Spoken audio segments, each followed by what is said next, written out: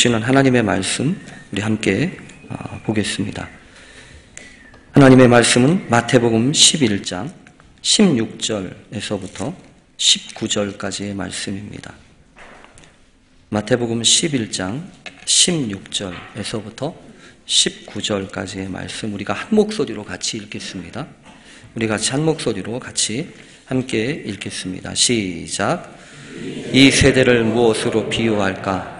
비유하건대 아이들이 장터에 앉아 제 종물을 불러 이르되 우리가 너희를 향하여 피리를 불어도 너희가 춤추지 않고 우리가 슬피 울어도 너희가 가슴을 치지 아니하였다 함과 같도다. 요한이 와서 먹지도 않고 마시지도 아니하매 그들이 말하기를 귀신이 들렸다 하더니 인자는 와서 먹고 마시매 말하기를 보라 먹기를 탐하고 포도주를 즐기는 사람이요 세리와 죄인의 친구로다 하니 지혜는 그 행한 일로 인하여 옳다함을 얻느니라. 아멘. 오늘 말씀의 제목은 부흥의 세대를 일으키는 꿈입니다. 연일 계속된 동장군의 기세가 만만치 않습니다. 전국을 꽁꽁 얼어붙게 하는 이 추위는 최강 한파로 맹위를 떨치고 있습니다.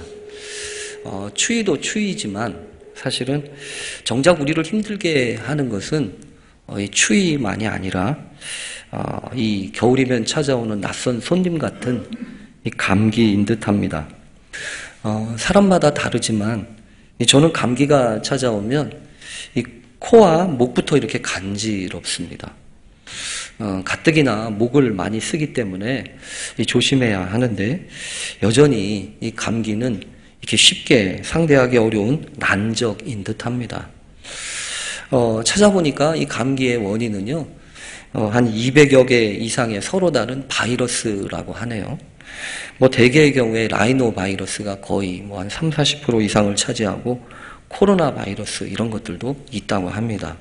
근데 어쨌든 이 바이러스가 발생을 해서 이 상부 호흡기라고 일컬어지는 코와 목 이런 곳에 염증을 일으키게 되고 또 여러 가지 증상, 콧물이나 코막힘이나 인후통이나 기침이나 가래 같은 이 발열의 증상들을 도모하면서 이 감기가 이렇게 확대되고 나아지게 되죠. 지난 한 주간 동안 사실은요 여러 가지 조심해야 되는데 제가 잘 조심하지 못해서 이게 감기가 슬금슬금 찾아오더니 어느 틈엔가 안으로 쏙 들어와 있는 느낌입니다. 그 감기에 일단 들 때마다 그런 생각이 들어요. 뭐냐면 이 감기도 눈에 보이지 않는데 우리 몸에 들어오면 꼭 나 들어왔다, 나 여기 있다 라고 표시를 하고 있는데 매번 우리가 기도하지만 우리 주님이 우리 안에 계시다고 그러잖아요. 우리 주님이 우리 안에 계시는데 주님은 나 여기 있다 이렇게 표시를 잘 하시나. 그래서 사실은요 오늘 설교 제목을 뭐라고 하려고 그랬냐면 감기보다 못한 예수님이라고 할 뻔했어요.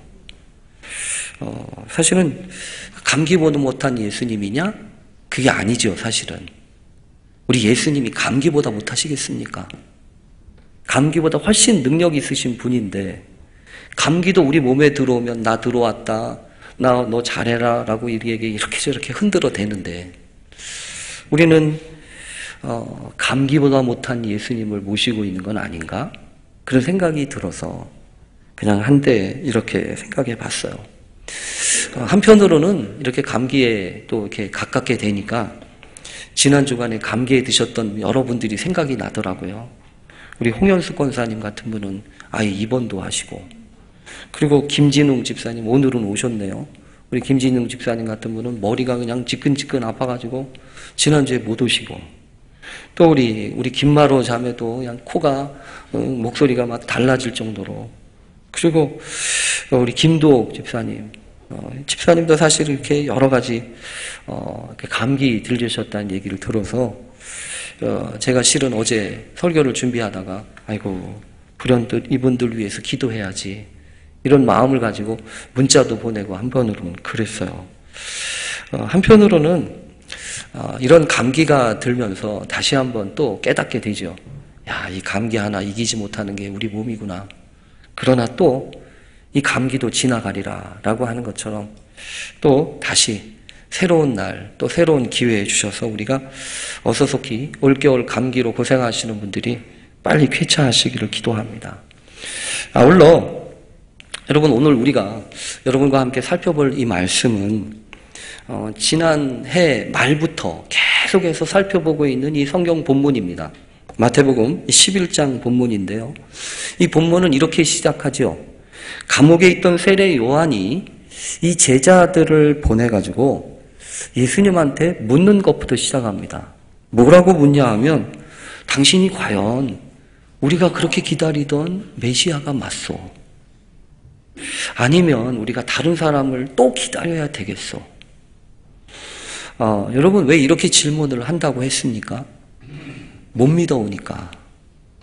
아닌 것 같으니까. 이 감옥 속에 있으면 민감해지잖아요. 더 연약해지잖아요. 살 길은 안 보이고 이제 죽음이 앞에 앉아 있는데, 그동안 자신이 열심히 기껏해서 예수님의 오심을 준비한다고 이렇게 저렇게 알리고 또 소개했는데, 아무래도 주님이 하시는 일들에 대한 이야기를 듣고 있으니까 아닌 것 같단 말이에요. 예수님이 구주 같지 않단 말이에요. 그러니까 답답한 나머지 제자들을 보내가지고 좀 직접 물어본 거 아니겠습니까? 처음에는요, 난감합니다. 왜냐하면 아니 많고 많은 사람 중에서 이 하필이면 세례 요한이 그런 질문을 했을까? 라는 생각이 들었어요. 그래서 지난번에도 그런 얘기 하지 않았습니까? 그런데 여러분, 분명한 것은 조금이라도 더 생각을 해보니까 그렇게 질문하고 확인하려고 하는 것이 오히려 고맙더라고요.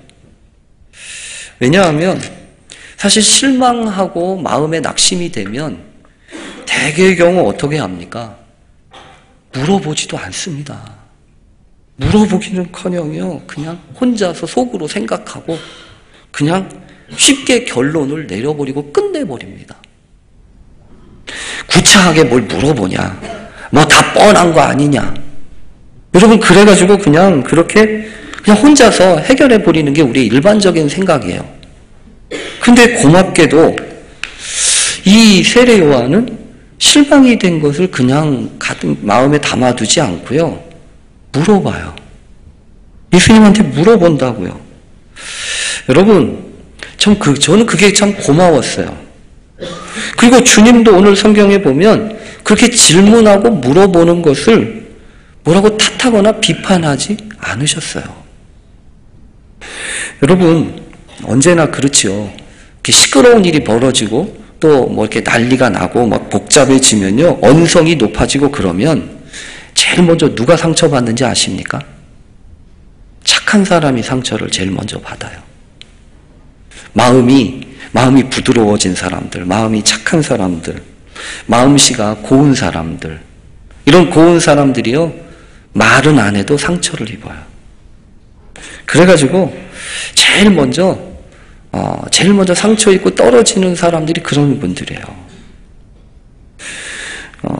그렇게 보면 여러분, 오늘 이 세례 요한도 딱 그런 사람 아닙니까? 제일 먼저 상처 입고 제일 먼저 아파하고.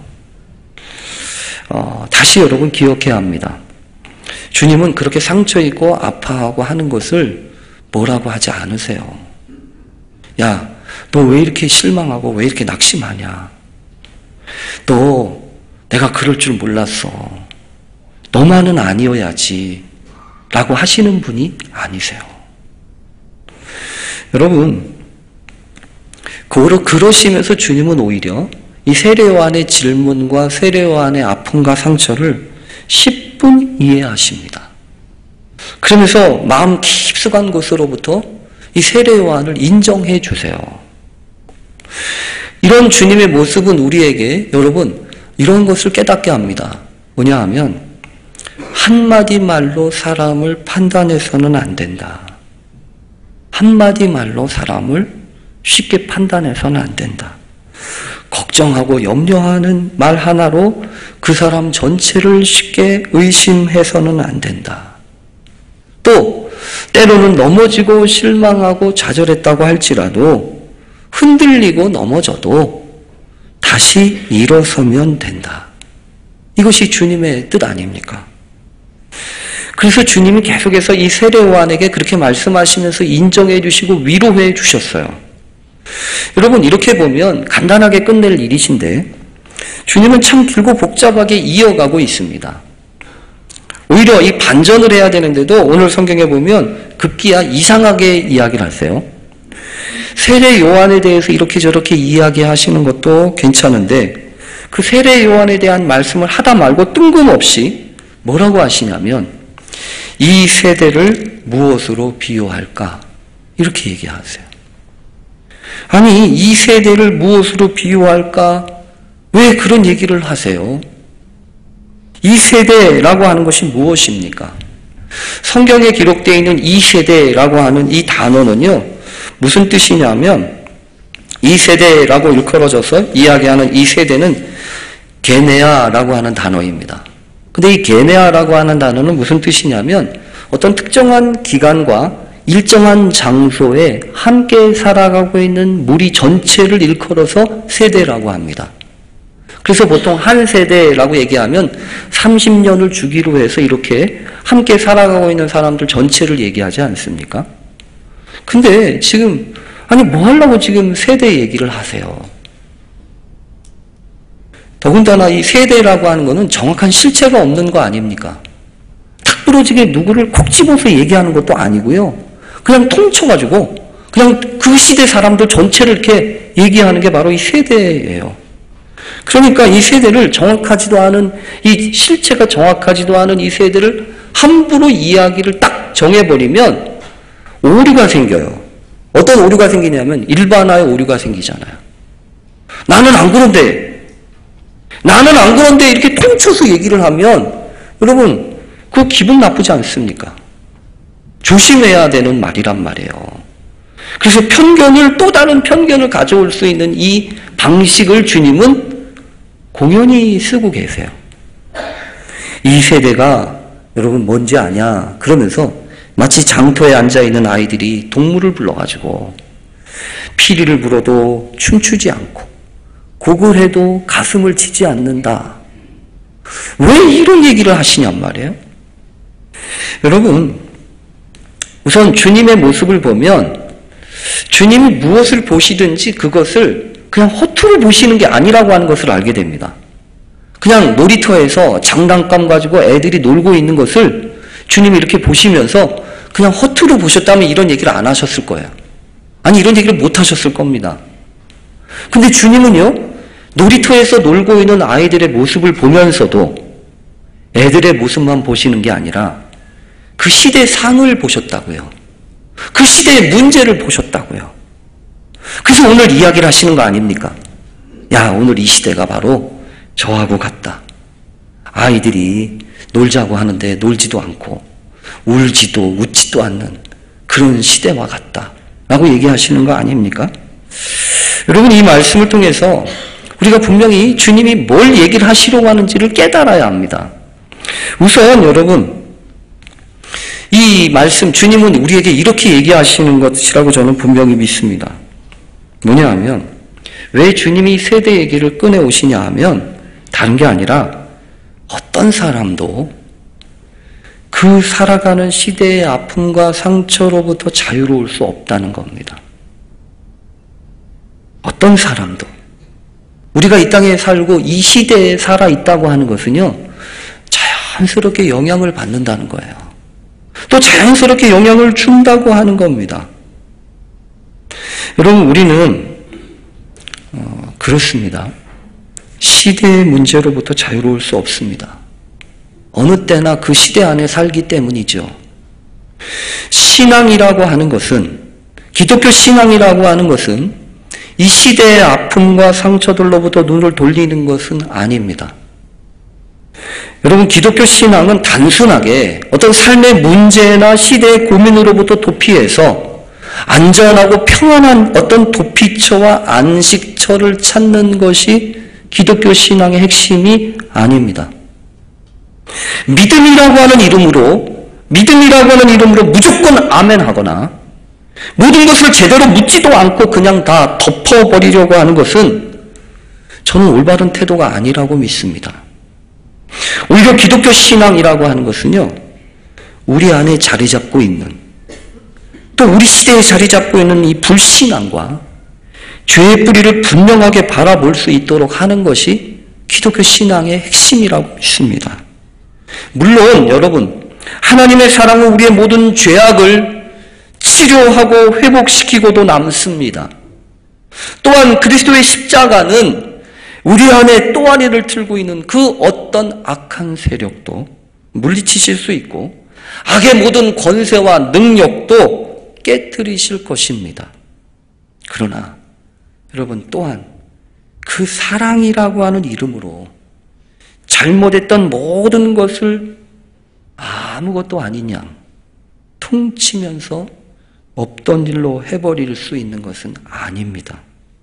그리고 십자가의 능력이, 그 십자가의 능력이, 피 흘리심의 그 능력이 통렬하고 치열한 자기 반성도 없고 회개의 고백조차 필요 없다고 하는 것이 아님을 여러분, 우리는 기억해야 합니다.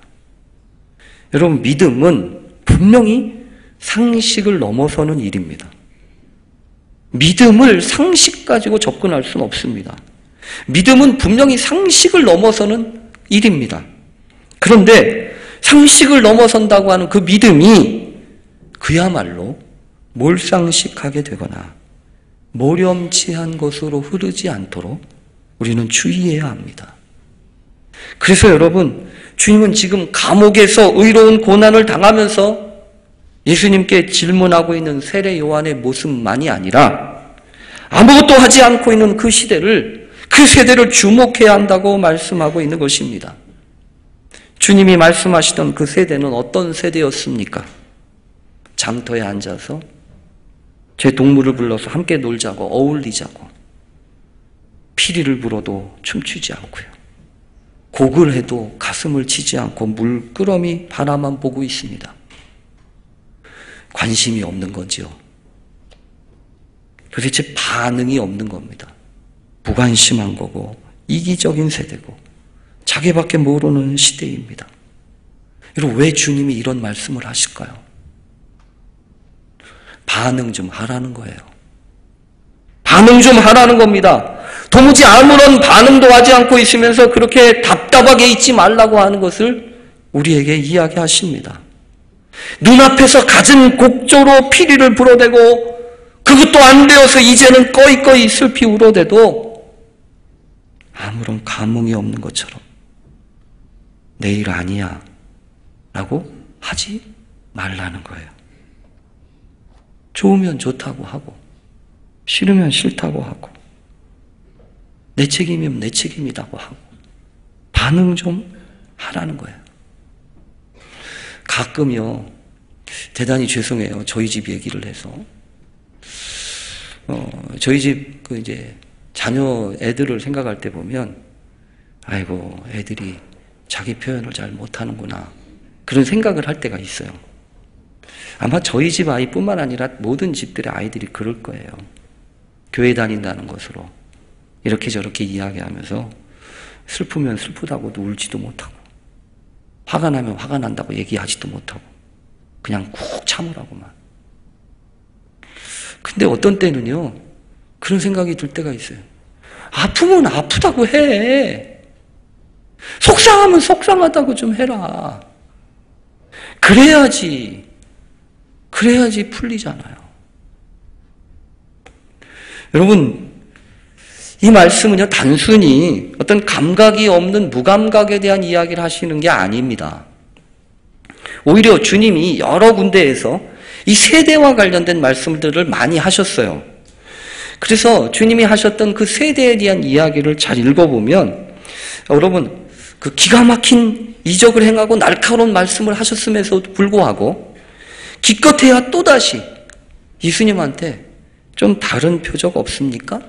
이렇게 묻는 서기관과 바리새인들을 향하여서는요, 주님이 뭐라고 하셨냐면 이 악하고 음란한 세대가 표적을 구하나, 이렇게 얘기하셨어요. 악하고 음란한 세대래요. 여러분, 그뿐만이 아닙니다. 주님은 이 시대 안에 자리 잡고 있었던 거대한 악한 세력들을 아시고 계셨어요. 그래서 주님은 더러운 귀신이 집을 나와서 이곳저곳을 떠돌아다니다가 다시 옛날에 나온 집으로 돌아가 보니까 집이 깨끗하게 청소되고 소재가 되었지만 안이 텅텅 비어 있어서 이번에는 저보다 더 악한 귀신 7을 데리고 다시 돌아가서 그곳에 살게 되어서 그 사람의 형편이 나중 형편이 처음보다 더 나쁘게 됐다라고 비유 가운데 얘기하시잖아요. 그게 마태복음 12장 바로 그 다음 장이에요. 거기에서 보면 이렇게 얘기하십니다. 이 악한 세대가 또한 이렇게 되리라. 주님은요, 그 세대 안에 살고 있었던 한 사람 한 사람의 마음을 아시는 것뿐만 아니라 이 사람들이 뭉쳐있는 이 공동체를 아세요. 이 공동체 안에 또아리를 틀고 있는 이 악한 세력을 아신다고요. 그래서 그 사람들 가운데 휩쓸려서 점점 더 악해질 뿐인 그런 세대를 아신다고요. 여러분, 또 주님이 변화산에 올라가셔서 변화하셨을 때 우리가 여기가 있는 게 좋사오니 초막셋을 짓고 여기서 삽시다. 그때 그 산 밑에서 무슨 일이 벌어지고 있었습니까? 귀신 들린 아이를 데리고 와가지고 제자들한테 좀 고쳐달라고 그러지 않았어요? 근데 제자들이 고쳐주지 못하니까 제자들과 그 귀신 들린 아버지하고 막 싸움이 있고 막 변론이 있었지 않습니까? 그때 여러분 내려가셔서 뭐라고 하셨냐면 그 모습을 보시고 그 광경을 보시고 믿음이 없는 세대요. 내가 얼마나 너희와 함께 있으며 얼마나 너희에게 참으리요. 이렇게 얘기하세요. 탄식하시는 거죠. 그러니까 주님이 보셨던 그 세대는요, 악하고 음란한 세대고요, 패역한 세대고요, 그리고 믿음이 없는 세대입니다. 여러분, 그러니까 주님은 이 세대를 보시면서 상당히 부정적으로 보셨어요. 이 세대 안에 무슨 소망이 있거나 무슨 희망이 있다고 생각하지 않으셨어요. 근데 왜 이런 얘기를 하시는 건가요? 왜 이런 뻔한 얘기를 하시냔 말이에요. 여러분, 그 이유는 다른 데 있습니다. 핑계대지 말라는 거예요.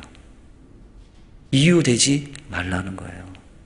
그리고 포기하지 말라는 거예요. 세상이 악하니까, 세상이 저러니까, 남들이 나한테 이러니까 나도 똑같이 그러라고 세상은 얘기할지 모르지요. 그러나 그러지 말라는 거예요. 오히려 여러분, 주님은 세대가 악하다고, 믿음이 없다고 핑계하지 않으셨습니다. 오히려 자신이 해야 될 일을 하셔요. 악하고 음란한 세대가 표적을 구하나 내가 너희들한테 표적 보여주나 봐라, 이러셨습니까? 요나의 표적밖에 보일 게 없지만 내가 보여주마, 그러셨잖아요. 믿음이 없는 세대여 내가 얼마나 너희를 참으리요, 이렇게 얘기하셨지만 그 귀신 들린 아이 데리고 와라, 그러시지 않았습니까? 여러분, 우리는 그래야 합니다. 뭐든지 다 해봐야 소용없어. 여러분, 그렇게 말하지 말아야 합니다. 오히려 그러니까요. 세상이 그러니까 더 안타깝게 또 더 간절하게 주님의 뜻을 구해야 합니다. 해봐도 소용없어. 그러니 하지 말자.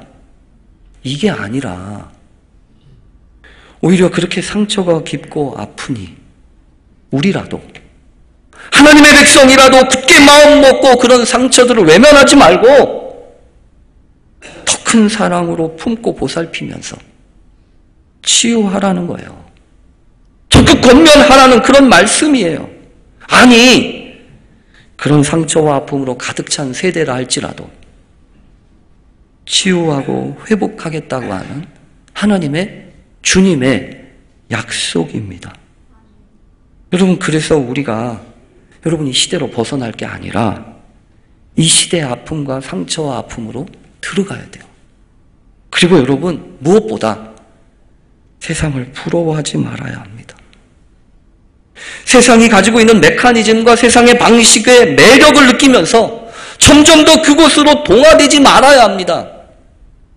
여러분, 우리는 그런 사람들 많이 보지 않습니까? 나를 힘들게 하고 나를 괴롭히는 그 사람을 내가 죽도록 욕하면서 어느 틈엔가 나도 똑같이 닮아가고 있어요. 그럼 그러지 말라는 거예요. 여러분, 성경에 보면 그런 사람 있지 않습니까? 부름받은 자녀였으면서도 결국 자신이 선택한 그곳의 삶과 똑같이 닮아버렸던 사람, 롯이 그랬잖아요. 소돔 고모라의 삶을 선택하면서 그곳으로 점점 끌려 들어가면서 그 안에서 살아가면서 그들과 다를 바가 없었어요. 여러분, 우리는 그러지 말라는 거예요. 깨어 있으라는 거예요. 그러면서 주님이 하시는 두 번째 특징이 있습니다. 뭐냐 하면 쉽게 용납하고 쉽게 받아들이지 않는 겁니다. 그래서 주님이 말씀하시죠. 요한이 와서 먹지도 않고 마시지도 않았더니 그들이 뭐라고 하냐? 귀신 들렸다고 하더라. 근데 인자는 와서 먹고 마시니 보라, 먹기를 탐하고 포도주를 즐기는 사람이여 세리와 죄인의 친구로다. 여러분, 이게 무슨 말인지 아십니까? 이래도 욕하고 저래도 욕한다는 거예요. 이래도 욕하고 저래도 욕하니까 여러분은 어떻게 하라는 겁니까? 욕먹지 말라는 얘기입니까? 이 말씀은 그 말씀이 아니에요.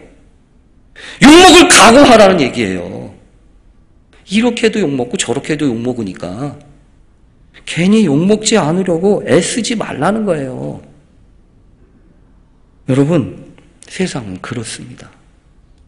해도 욕하고요, 안 해도 욕해요.